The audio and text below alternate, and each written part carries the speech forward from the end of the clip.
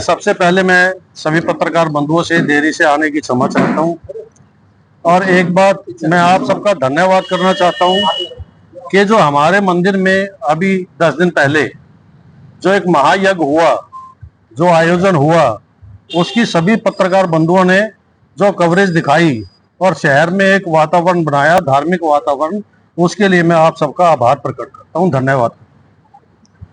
आज शहर में एक दुर्भाग्यपूर्ण बात है कि धर्म के नाम पर, मंदिर के नाम पर एक ऐसा वातावरण बना हुआ है जो आम आदमी की, आम जनमानस के विचारों के विपरीत है। मैं सबसे पहले इस दुर्गा मंदिर भवन के बारे में आपको दो बातें कहना चाहूँ। मैं उस टाइम बहुत छोटा था, ये अग्रसेन नगर नहीं था, यहाँ क्रिकेट खेलने आते थे, मंदिर नहीं था।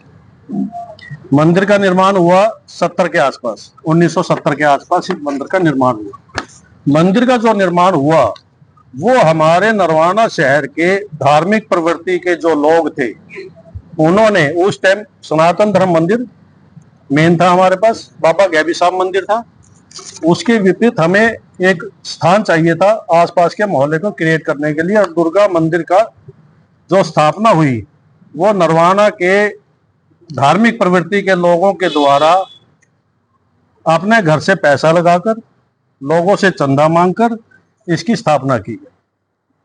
उस समय में जहां तक मुझे याद आता है, मैं बहुत छोटा था, ज्यादा बात नहीं कहूंगा, गीतानंद जी महाराज का आना जाना नरवाना में था और वो मेरे भाई के गुरु भी थे। महेंद्र मेरे ताऊ जी का लड़का, उसके गुरु भी थे। और भी बहुत लोग होंगे जो बुजुर्ग होंगे, उनके गुरु गीतानंद जी महाराज रहे होंगे। उनके साथ उनकी शिष्या स्वामी गार्गी जी महाराज, जिन्हें हम आज मुक्तानंद जी महाराज के नाम से जानते हैं, जब वो नरवाना में आई उस टाइम गार्गी जी महाराज के नाम से ही उनका परिचय था। बहुत युवा अवस्था में उन्होंने संन्यास लिया। संन्यास लेके हमारे ही शहर के कुछ लोगों ने उनसे प्रार्थना की इस मंदिर का उद्धार करने के लिए। वो यहाँ आए, 1973-74 की बात होगी, क्योंकि मुझे ये पता है कि 1976 का पत्थर लगा हुआ है ऊपर। ऊपरी मंजिल का जो निर्माण हुआ, उस निर्माण में गीतानंद जी महाराज के करकमलों के द्वारा हुआ। ये 1976 का पत्थर लगा हुआ है ऊपरी मंजिल का, जिसमें लिखा है कि गार्गी जी भिक्षुक की प्रेरणा से गीता कुटी का निर्माण और उनके सदगुरु स्वामी जी गीतानंद जी के करकमलों द्वारा हुआ। 1476 की इसमें तारीख लिखी हुई है। तो जहां तक बात है 1976 के बाद शिव मंदिर की स्थापना की गई। स्वामी जी से प्रार्थना की गई कि जमीन मिल रही है, उन्होंने कहा प्लॉट ले लिया जाए, बनेगा जब बन जाएगा, प्लॉट साथ लगता है, ले लिया जाए। ये प्लॉट लिया गया उन्हीं लोगों के द्वारा। और मुझे याद है कि मुझे बताया गया, याद नहीं, मुझे बताया गया कि सज्जन कुमार धमतान वाले गणेश क्लॉथ, उन्होंने इनका निर्माण करवाया शिव मंदिर। उसके बाद स्वामी जी गार्गी जी महाराज ने दुर्गा मंदिर में अपने प्रवचन, अपने सत्संग, सुंदरकांड पाठ, ये करके, ये जितना महिला आयोग बैठा है हमारे सामने, धार्मिक प्रवृत्ति इन्हीं में है, हम इनके पीछे हैं। धर्म के नाम पर हम अपने घर में अपनी महिलाओं के पीछे हैं।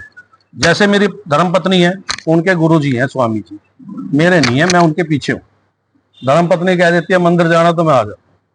समाज की ये व्यवस्था है, ठीक है ना, मैं मजाक की बात नहीं, व्यवस्था है कि आदमी थोड़ा सा व्यापार में लगा होता है कि औरतें जो है वो धर्म प्रवृत्ति से अपने घर की उन्नति का रास्ता देखती है। और हमारे समाज की बहुत सी औरतें हैं जिन्होंने गार्गी जी महाराज को अपना गुरु बनाया। मेन जो बात मेरा कहने का उद्देश्य है कि ये है कि इस मंदिर का संचालन 1976 से, दुर्गा मंदिर का संचालन 1976 से स्वामी जी गार्गी जी महाराज की सानिध्य में, उनकी प्रेरणा से, उनके प्रयासों से इसका संचालन हो रहा है।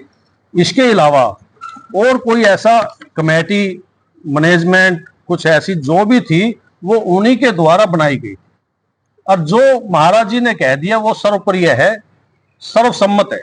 इसमें किसी भी भक्तजनों का कोई ऐतराज नहीं आज तक भी, चाहे वो नरवाना के किसी कोने में बैठे हो, और आप सब भी जितने पत्रकार बंधु यहाँ बैठे हैं वो सब भी नरवाना के बहुत प्रबुद्ध लोग हैं, और वो इसी नरवाना में रहते हैं। उनको स्वयं भी इस बात का ज्ञान होगा कि स्वामी मुक्तानंद जी महाराज का आज नरवाना में 20-30-40 सालों से, तो आप जानते होंगे जितनी का आपकी उम्र है उससे 10 साल कम आपका ये भी नॉलेज होगी कि महाराज जी का यहाँ पर बहुत ज्यादा, गैबी साहब महाराज के बाद, बाबा गैबी साहब महाराज के बाद यदि किसी का यहाँ पर मान्यता है तो मैं ये समझता हूँ, जैसे गीता मंदिर है हमारा पंजाबी बाग, पंजाबी चौक पे, उनका भी और ये भी सारा स्वामी जी मुक्तानंद जी के सानिध्य में फल फूल रहा है।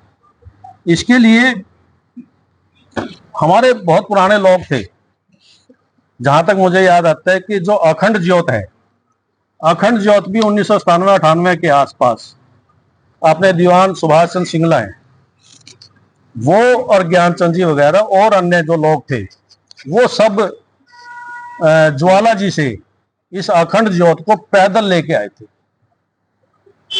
और महाराज जी की प्रेरणा से लेके आए थे जो अखंड ज्योत है।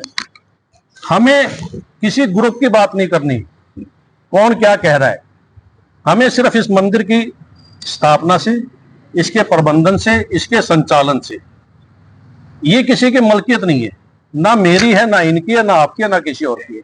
ये नरवाना शहर के लोगों की धरोहर है जो उन्होंने अपनी प्रवृत्ति से, अपने पैसे से, अपने लगन से बनाई है। और आज एक बहुत बड़ा यहाँ पे धार्मिक कार्य होते हैं, जैसे ये यज्ञ हुआ, हर साल महाराज जी 5, 7, 10 बार यहाँ आते हैं, और यहाँ के बहुत सी औरतों ने और आदमियों ने गुरु बनाया हुआ है, दीक्षा ली हुई है। स्वामी गीतानंद जी महाराज का भी बहुत असर है, और स्वामी मुक्तानंद जी सिर्फ नरवाना उनके लिए कोई वो नहीं है कि यदि हम उनको निकाल देंगे, भगा देंगे या धक्का दे देंगे तो उनको स्थान नहीं है। उनका ज्योतिसर में, करनाल में, हरिद्वार में, वृंदावन में, हम तो बहुत छोटे उनके भक्त हैं। बहुत से अरबोपति उनके चरणों में शीश झुकाते, बहुत से अरबोपति मैंने देखे।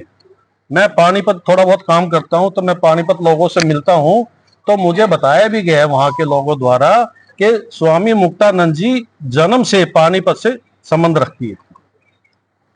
और जब इन्होंने युवा अवस्था में संन्यास लिया, एक व्यक्ति मिले मुझे, उन्होंने बताया कि हमारे परिवार से, और जब ये भिक्षा मांगने गई तो अपने मोहल्ले में जा रही थी और अपने घर के आगे से ही बाईपास नहीं कर सकती थी, भिक्षुक होने के नाते इनको भिक्षा मांगना इनका धर्म था। इन्होंने अपने दरवाजा खटकाया, माता जी बाहर आई, इन्होंने भिक्षा मांगी, भिक्षा देने से उन्होंने मना किया माता जी ने, और इन्होंने कहा, माता जी ने कि अंदर आ खाना खा। कहते नहीं, मेरा काम है भिक्षा मांगना। माई, यदि आप मेरे को अन्न भिक्षा में नहीं दे सकती तो आज के बाद मैं अन्न ग्रहण भी नहीं करूं। जिस स्वामी ने, जिस सन्यासी ने इतना बड़ा तप किया हो और आज हम उनका नाम भी ना लें, इस मंदिर में यदि कोई भक्त आते हैं, ये सिर्फ स्वामी जी जब आते हैं ना तो इनकी तादाद पूरी होती है। अदरवाइज रूटीन में यहाँ के लोग ही अपना सुबह दुकान पे जाते हुए माथा टेक लेते होंगे। मेरा कहने का भाव और अभिप्राय सिर्फ ये है कि हम इसको, इस मंदिर के संचालन को ग्रुपबाजी में या राजनीति से प्रेरित होकर हम ये ना करें। अब मैं बात कहना चाहूंगा आज के हालात पे, जो एपिसोड 5-7 महीनों से चल रहा है।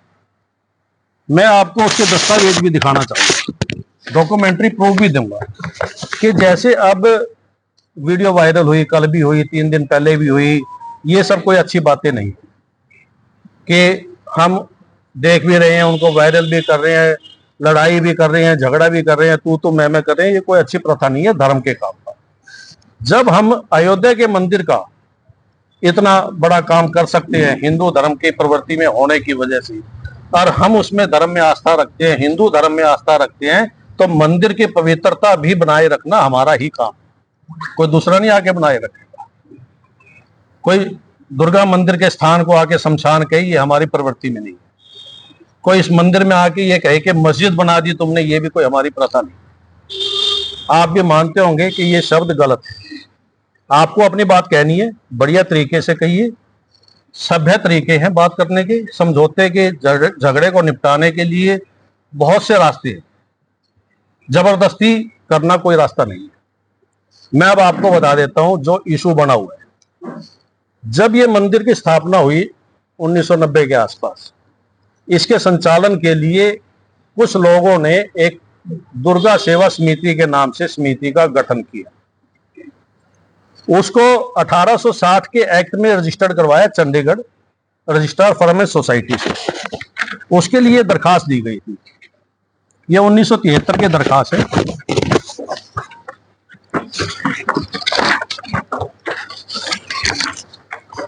और ये जिस आदमी ने लिखी हुई है अपने हाथ से, जो इसके शब्द लिखे हुए हैं, ड्राफ्टिंग लिखी हुई है, वो 1972-73 का, मैं ये कहता हूं कि आज का पीएचडी भी उसके बराबर नहीं हो।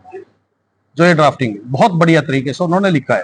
ज्ञानचंद जी हैं, जिनके पुत्र क्या नाम है, अजय जी, वो भी मंदिर में अपनी आस्था पूरी रखते हैं। ये उनको रजिस्ट्रेशन सर्टिफिकेट मिला था 1973 में। इस सर्टिफिकेट के लेने के बाद इस संस्था ने आज तक 50 साल में भी कोई एक दस्तावेज इस रजिस्ट्रेशन सोसाइटी एक्ट के तहत जो कानूनन जरूरी है उनका पालन नहीं हुआ।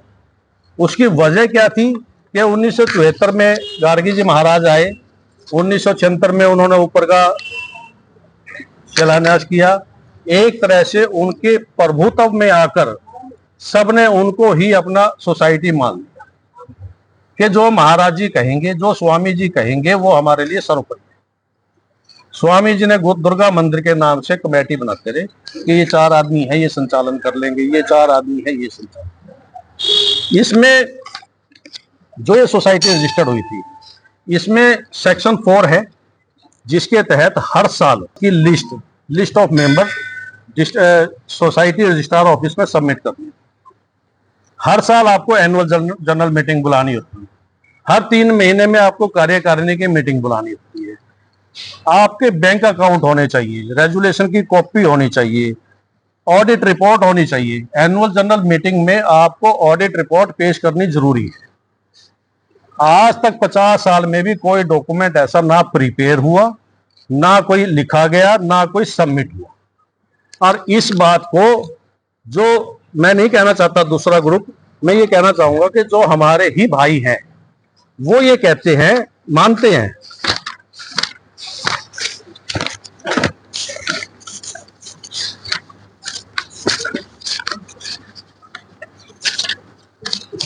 उन्होंने एक रेजुलेशन लिखा, अब उसमें भी ये मानते हैं, यहां पर ये ब्लू लाइन में ये आता हूं आप में, मैं पढ़ के सुना देता हूं इसको। पंजीकरण वर्ष से आज तक सूचना दस्तावेज पंजीकरण अथॉरिटी के पास जमा नहीं करवाए गए हैं, इसके लिए हमें खेद है। और यही बात आरटीआई में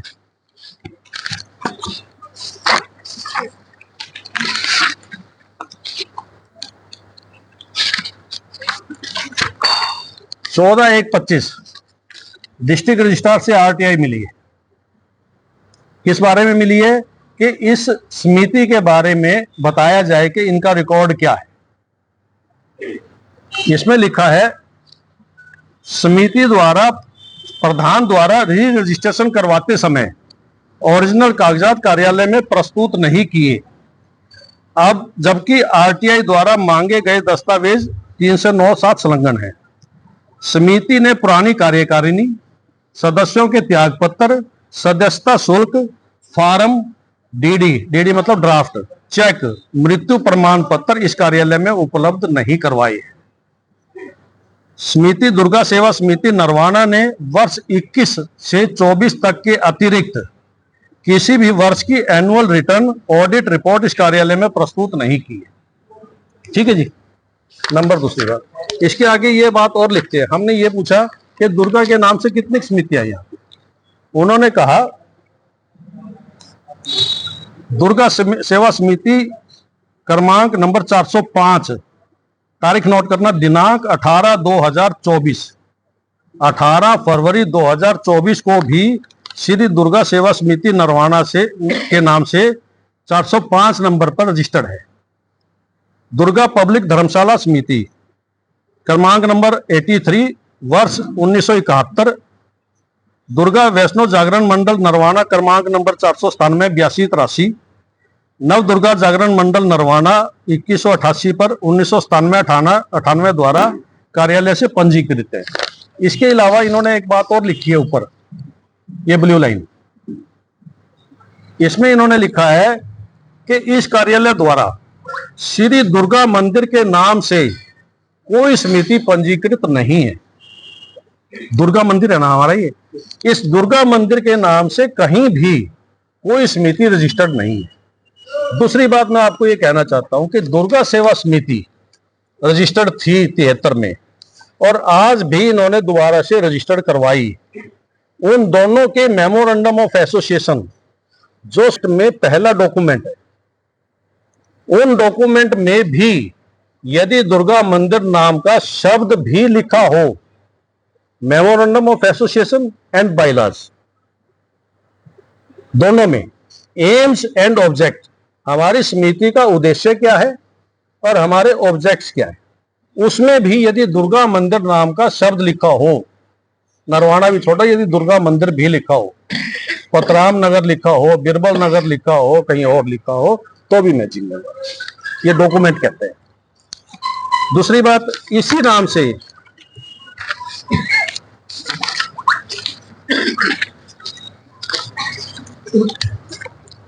श्री दुर्गा सेवा समिति, श्री दुर्गा सेवा समिति, इसका रजिस्ट्रेशन नंबर है 1161, दिनांक है इसकी 5 सितंबर 2017। ये भी सोसाइटी डिस्ट्रिक्ट रजिस्ट्रार से रजिस्टर्ड है। कहने का मतलब श्री दुर्गा सेवा समिति registered number 1161 dated 5 September of 2017। क्या ये भी दुर्गा सेवा समिति इस दुर्गा मंदिर की मालिकिन है? यदि दुर्गा के नाम से रखने से ही कोई दुर्गा मंदिर का मालिक बन सकता है तो फिर बहुत सी सोसाइटियां हैं जो दुर्गा के नाम से मैंने आपको पढ़कर सुनाई। दूसरी बात, एक जिक्र और आता है, दुर्गा जागरण मंडल। दुर्गा जागरण मंडल का ये रजिस्ट्रेशन सर्टिफिकेट है, यहां लिखा है दुर्गा जागरण मंडल, दुर्गा जागरण मंडल नरवाना। इसका रजिस्ट्रेशन नंबर है 680, डेट है इसकी 28 दिसंबर ऑफ 2015, 2015 दिसंबर 2015 में ये रजिस्टर्ड हुई, आज से 9 साल पहले। ये आज कहती है कि हमने जागरण करके और इस मंदिर का निर्माण कर, रजिस्टर्ड हो रही है 2015 में। इसका बैंक अकाउंट देख लीजिए कब का है। दुर्गा सेवा समिति जो ये कह रही है कि ये मंदिर हमारा है, उनका बैंक अकाउंट देख लीजिए, बैंक में कोई है भी या नहीं, कब तो छोड़िए कब था या नहीं था, आज से 1 महीने पहले तक भी यदि कोई बैंक अकाउंट हो तो मैचिंग है। इनकी ऑडिट रिपोर्ट क्या कहती है? इनकी ऑडिट रिपोर्ट नरेंद्र कुमार के बेटे कमल नरेंद्र एंड कंपनी, ये इनकी ऑडिट रिपोर्ट बनाती है 2021-22-23 में। 22-31 मार्च 22 की इनकी जो बैलेंस शीट है वो क्या कहती है कि 44,380 रुपए हमारे पास 1 अप्रैल को थे, 24,050 रुपए की हमारी फिक्स असेट्स है। हमने कमाई कोई नहीं की, हमने खर्चा कोई नहीं किया, बैलेंस हमारे पास कैश इन हैंड 13,143 रुपए। ये बैलेंस शीट कह रही है कि 2021-22 में इस समिति ने कोई पैसा चंदा दान पात्र कुछ नहीं आया। 23 में क्या कह रहे हैं, वही बात, फिक्स एसेट्स 20,422, डेप्रिसिएशन होने के बाद 24,000 से 20,000 पे रहेगी होगी। कैश इन हैंड 5753 रुपए। No income from any donation और एनी चैरिटी। 2024 में ये कह रही है बैलेंस शीट, फिक्स एसेट्स रहेगी इनकी 17,376 रुपए, कैश इन हैंड रहेगा इनका 5863 रुपए। आप एक बात बताइए, कल गल्ला खोला गया, उसमें से 1,57,600 रुपए कल निकले एक दिन में, तो एक साल में कितने, कम से कम 18 लाख, यदि 12 से भी गुना करें तो। क्या ये चंदा एक ही दिन का था जी? एक महीने का मान लेते हैं हम तो, मैंने दिन का नहीं कहा। वो ये कहते हैं जी 3 से 4 महीने में गला खोलते हैं। चलो 3 से 4 महीने मान लिया जाए, हम आपकी बात से सहमत और उनकी बात से, तो 6 लाख का हो गया ना, ठीक है ना जी। कितने साल, 50 साल। उसकी वैल्यूएशन भी डीवैल्यूएट कर दो कि उस टाइम इतनी हमारी अर्निंग नहीं थी, हम इतना डोनेशन नहीं देते थे। आज हम मान लो 100 रुपए डालते हैं तो उस टाइम 10 रुपए डालते होंगे। आज हम 10 रुपए डालते हैं तो हो सकता है उस टाइम 1 रुपया डालते होंगे। ट्रांसपेरेंटली बात करें तो 50 साल को 25 साल मान लो, क्यों जी, 50 साल का 25 साल मान लो, 25 साल में 1.5 करोड़ रुपया हो गया ना। फिर दैट अमाउंट किसकी कस्टडी में है, कौन से बैंक में है, किसकी जेब में है, कहां है? फिर वो 50 साल तक, क्या जो इतनी बढ़िया राइटिंग लिखने वाला 1973 में, मैं हैरान हूं आज का आईएएस अफसर नहीं लिख सकता जो उन्होंने ड्राफ्टिंग लिखी है। क्या लिखा है उसने, ये आजकल आप पढ़ते होंगे जो चीफ सेक्रेटरी के ऑर्डर आते हैं ना, उनके सबॉर्डिनेट्स पास करते हैं, आई हैव बीन डायरेक्टेड, कोई लिख सकता है सन 73 में, I have been directed to submit the resolution for registration enclose documents. इतनी बढ़िया ड्राफ्टिंग लिखने वाला आदमी को क्या कानून नहीं पता? क्या उसको ये नहीं मालूम था कि 1860 में जब हम रजिस्टर्ड करवा रहे हैं तो इसके कुछ रूल्स भी हैं, बायलॉज भी हैं, एक्ट भी है, उसके लिए हमारी ड्यूटीज भी है। क्या बैंक अकाउंट नहीं हो सकता था? मेंबरशिप फॉर्म लिए बिना और उसकी फीस लिए बिना आप मेंबर हो ही नहीं सकते, ठीक है ना जी। आप सबको पता है कि आज एचडी संस्था है, कोई मेंबर बन के तो दिखाओ ना सर, मेंबर बन के आप एप्लीकेशन भी देंगे, वार्निंग बॉडी है वो रिजेक्ट कर देगी, बाहर निकाल के फेंक देगी, आप चैलेंज भी नहीं कर सकते, ठीक है जी। अब हम बात करते हैं दुर्गा मंदिर की। दुर्गा मंदिर में स्वामी जी ने जिस आदमी को कमेटी के लिए ऑथराइज किया वो अनऑफिशियली कहीं रजिस्टर्ड नहीं था। भक्त होते हैं जो सन्यासी होते हैं उनको किसी सरकारी प्रमाण पत्र की जरूरत नहीं है। ये कहते हैं, भक्त कहते हैं कि जो महाराज जी ने कह दिया हमारे लिए कानून है, उन्होंने जिम्मेवारी लगा दी भाई की। ये अब इन पे डिपेंड है कि ये उसमें बदमाशी करेंगे, चोरी करेंगे, ठगी करेंगे या मंदिर का कल्याण करेंगे, ये इतनी इनकी आत्मा, ठीक है ना। उसमें कमेटियां बनती रही। मुझे इतना पता है कि एक बार देशराज जी मित्तल जो हमारे मंडी में तुलाई का काम करते थे, वो इस दुर्गा मंदिर के प्रधान रहे। मेरे पास एक रेजुलेशन भी है। उसके बाद नौरचंद जी प्रधान रहे, उसके बाद ज्ञानचंद जी प्रधान रहे, और आज ये लिखते हैं कि श्री लक्ष्मण दास सन 73 से लेकर आज तक हमारी समिति के प्रधान है। यदि वो 50 साल से प्रधान है, अरे मेरे को 5 साल बना दो या 5 दिन बना दो, कानून तो मैं बता दूंगा कि मेरी जिम्मेवारी कितनी है, मेरी एसेट्स कितनी है, मेरी पावर कितनी है। आज के दिन कुर्सी पे बैठने वाले को तो सब पता होता है मेरी पावर कितनी है, मेरी ड्यूटीज भी कितनी है, मेरी लाइबिलिटीज कितनी है, मेरी जिम्मेवारी कितनी है। क्या 50 साल तक उनको ये नहीं पता था कि एक डिपार्टमेंट भी है जहां से आप रजिस्टर्ड हैं, वहां भी कोई आपको डॉक्यूमेंट्स देना है या नहीं देना है, कोई बैंक अकाउंट होना चाहिए या नहीं होना चाहिए। दीवान लक्ष्मण दास को नरवाना छोड़े हुए कितने साल हो गए। आज जो बैंक अकाउंट खोला गया है उसमें भी लक्ष्मण दास के सिग्नेचर नहीं है, ऑथराइज ही नहीं है बंदा। क्यों? उसके साइन लेके आने पड़ते।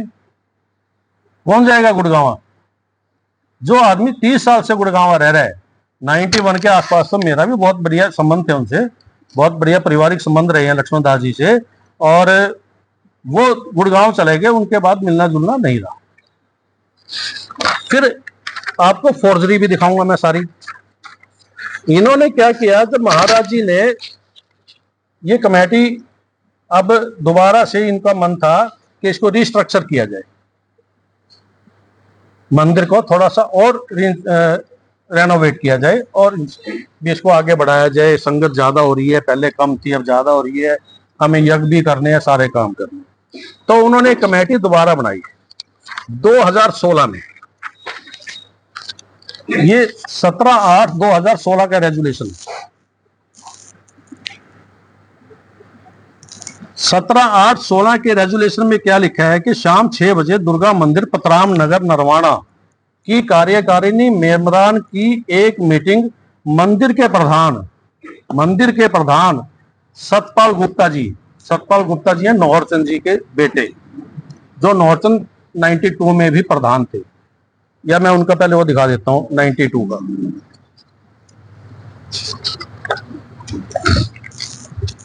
ये 31/5/92 का एक रेजोल्यूशन है। ऑथेंटिक कोई नहीं है, सिग्नेचर ऑथेंटिक है, ये वेरीफाई किए जा सकते हैं, राइटिंग एक्सपर्ट से चेक करवाए जा सकते हैं, इनके रिकॉर्ड में भी है और इस रिकॉर्ड में भी है, टैली हो सकते हैं। इसमें लिखा है सर्वसम्मति से संस्था का चुनाव इस प्रकार हुआ। प्रधान श्री नौहरचंद जी, उप प्रधान नरेश कुमार मित्तल जी, अध्यक्ष जागरण मंडल जो होते थे, उप प्रधान इंद्रजीत गुप्ता जी जो मांगेराम फ्रेंड वाले के सपुत्र थे, कोषाध्यक्ष प्रेमचंद जी, सह कोषाध्यक्ष विनोद मित्तल जी, पुत्र स्वर्गीय श्री देशराज जी। आप ये बात नोट करना, विनोद मित्तल इज द को cashier in 1992 he is admitted as member in 2006 again। मैं वो भी दिखाऊंगा आपको कि उस आदमी को जो 92 में को कैशियर था, मेंबर था, कैशियर था, और उसको 2006 में दोबारा से मेंबर दिखाया गया। How it can be possible? It is logical not. फिर हम आते इसी बात पे 2016 में, जिसमें उपस्थित सदस्यों ने विचार विमर्श करके सर्वसम्मति से पास किया, क्योंकि मंदिर के पैसे बैंक में होने चाहिए, मंदिर के पैसे बैंक में होने चाहिए, इसलिए पंजाब नेशनल बैंक नरवाना में श्री दुर्गा मंदिर पतराम नगर नरवाना के नाम से एक बचत खाता खोला जाए, तथा सर्वसम्मति से यह भी पास किया गया कि बैंक खाते में मंदिर के प्रधान सतपाल गुप्ता, खजांची सज्जन कुमार गोयल व सदस्य, मेनली ध्यान करवाने वाली बात कह रहा हूं, व सदस्य Narendra Kumar Garg is the entity to settled in either के हस्ताक्षर दिए जाए। बैंक को लिखा जाए कि उपरोक्त 3 सदस्यों में से किन्हीं भी 2 सदस्यों के हस्ताक्षर चेक पर होने पर बैंक द्वारा चेक का भुगतान कर दिया। इसमें सिग्नेचर हैं सतपाल प्रधान के, सुभाष चंद्र सिंगला, दीवान सुभाष चंद्र जो अभी रिसेंटली महीने पहले भगवान के पास चले गए हैं, नरेश कुमार इसके सिग्नेचर है, नरेंद्र कुमार, शंकर लाल जो यहां बैठे हैं, एक minute, Sajjan Kumar, Tekchand Goyal is that person who is also signed on the paper of 1992।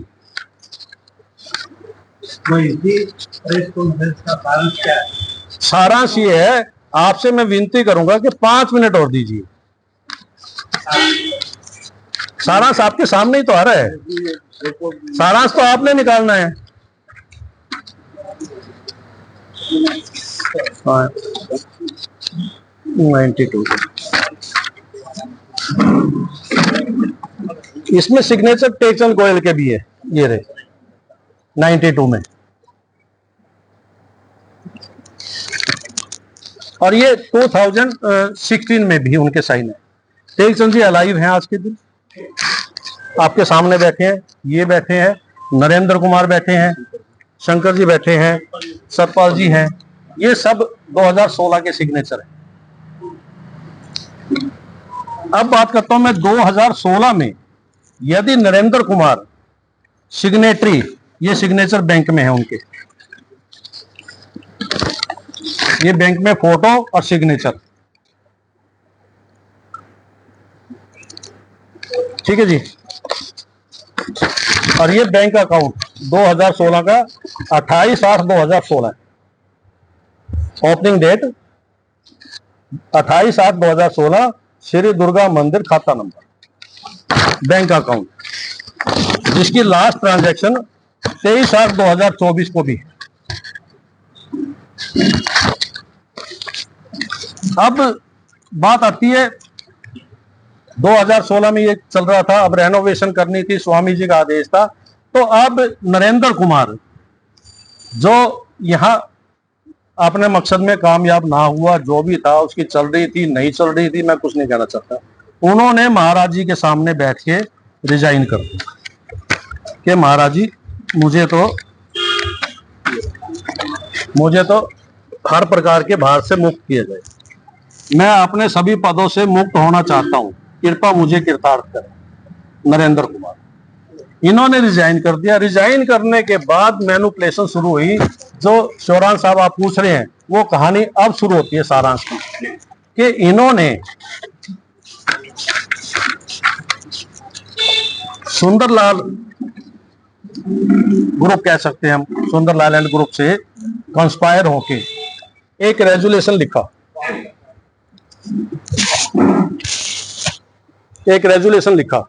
मैं आपको पढ़ के सुनाता हूं। आज दिनांक 26/8/24, अभी रिसेंटली 6-7-8 महीने तक, श्री सुंदरलाल श्री सीताराम 216/9 गली नंबर 11 पतराम नगर नरवाना पर इकट्ठे हुए। श्री सुंदरलाल ने सभी को बताया कि हम सब हिंदू धर्म में आस्था रखने वाले व्यक्ति हैं, ध्यान से सुनना, तथा सभी हिंदू देवी देवताओं को हम पूर्ण अर्चना करते हैं। हम सब ने इस कार्य करने के लिए समिति का गठन करवाना चाहिए। समिति का गठन आज करवाना चाहिए, 26/8 को लिख रहे हैं बंदा सुंदरलाल। इसका मतलब उससे पहले they were not exist in any society. जो HRRS, Haryana registration regulation society act 2012 में पंजीकृत करवानी चाहिए, जिसमें 3 नाम निम्न है। सबसे पहले रजिस्टर्ड करवाने के लिए सेक्शन 8 ऑफ HRRS ये कहता है कि पहले नाम अप्रूव कराया जाए, कि आपका वो नाम कहीं पहले एग्जिस्ट तो नहीं है, आप रख लो महेश कुमार, तो दूसरा भी हो सकता है। इन्होंने 3 नाम दिए, श्री दुर्गा मंदिर प्रबंधक कमेटी, दुर्गा एसोसिएशन, जय माता दी दुर्गा मंदिर कमेटी। तीनों नामों में से एक नाम का अनुमोदन करवाने के लिए सुंदरलाल सन ऑफ श्री सीताराम को अधिकृत किया जाए। ये इन्होंने एप्लीकेशन लगा दी डिपार्टमेंट में 3 सितंबर को। 3 सितंबर की एप्लीकेशन पर डिपार्टमेंट ने 5 सितंबर को इनका नाम अप्रूव कर दिया, श्री दुर्गा प्रबंधक कमेटी। श्री दुर्गा प्रबंधक कमेटी के नाम से इनकी सोसाइटी का नाम अनुमोदित कर दिया, अप्रूव कर दिया। अब क्वेश्चन ये अराइज होता है कि यदि ये सोसाइटी अप्रूव करवाई, इसका मतलब इनसे पहले तो इनकी सोसाइटी नहीं थी। दूसरी बात, उसके बाद जब टाइम आया रजिस्ट्रेशन करवाने का, तब किसी ने, वकील ने इनको सुझाया कि आज आप 2024 में सोसाइटी रजिस्टर्ड करवाएंगे, और ये मंदिर तो 1973 का बना हुआ है। 50 साल में पहले बने हुए मंदिर को आप अपना कैसे दिखा, नहीं दिखा सकते। इन्होंने वर्बल, वो RTI में लिखा हुआ है कि आपके पास, निकालो, कि मौखिक आधार पर इन्होंने कैंसलेशन कह दिया कि इसको कैंसिल कर दो। वो कैंसिल हो गया 14/11/2024 को। ये नाम जो अप्रूव हुआ था, कोई नहीं, ये जो नाम अप्रूव हुआ था, ये 14/11/2024 को रद्द कर दिया, डिजॉल्व कर दिया, रिजेक्ट कर दिया, खारिज कर दिया। तब इनको किसी ने कहा कि जो आपकी सोसाइटी 1973 में रजिस्टर्ड थी, यदि आप किसी भी तरह से साम दाम दंड भेद कोई भी तरीका अपनाएं। यदि आप वो रजिस्टर करवा लेते हैं नए एक्ट में तो हो सकता है कि आप इस मंदिर पे काबिज हो जाए। लेकिन कहते क्या है कि नकल के लिए अकल जरूरी है, नकल के लिए अकल जरूरी है। यदि आपने क्वेश्चन नंबर 1 की जगह 7 लिख दिया, आंसर आपका 7 का ही बन गया। वो इन्होंने रजिस्ट्रेशन ली, ये डिपार्टमेंट में गए, डिपार्टमेंट में इनको पता लगा कि वो ज्यादा लंबा हो गया। हम यहाँ पूछना चाहेंगे, सभी लोग और भी काम है, थोड़ा सा हमें ये बताएं आप जो कहना चाह रहे हैं। मैं वही अभी आया। नहीं, आप मेरे खिलाफ जो कहना चाह रहे हैं और हम जो पूछना चाह रहे हैं कि आपके कहने का मतलब जो सोसाइटी पहले बनी थी, आपने दो सोसाइटियों के नाम लिए, दुर्गा सेवा समिति और जो भी एक और पहले 1973 का, क्या वो फर्जी थे या कैसे? नो नो, मैं वो बताता हूँ। 1973 में जो रजिस्टर्ड हुई थी उसने एक्ट के रूल्स को फॉलो नहीं किया, वो डिफंक्ट हो गई। डिफंक्ट मतलब निष्क्रिय। जब आपके उसके रूल्स नियम कायदे फॉलो नहीं करोगे तो वो डेड हो गया, एक तरह से पर्सन डेड हो गया under section 57 of the act. और उस टाइम का सेक्शन था 12C ऑफ द 1860। यदि आप नहीं करेंगे तो उसके खिलाफ कार्रवाई। 50 साल में 2010 में नोटिस भी जारी हुए थे। हमारी भी एक सोसाइटी थी, हमारे पास भी नोटिस आया था।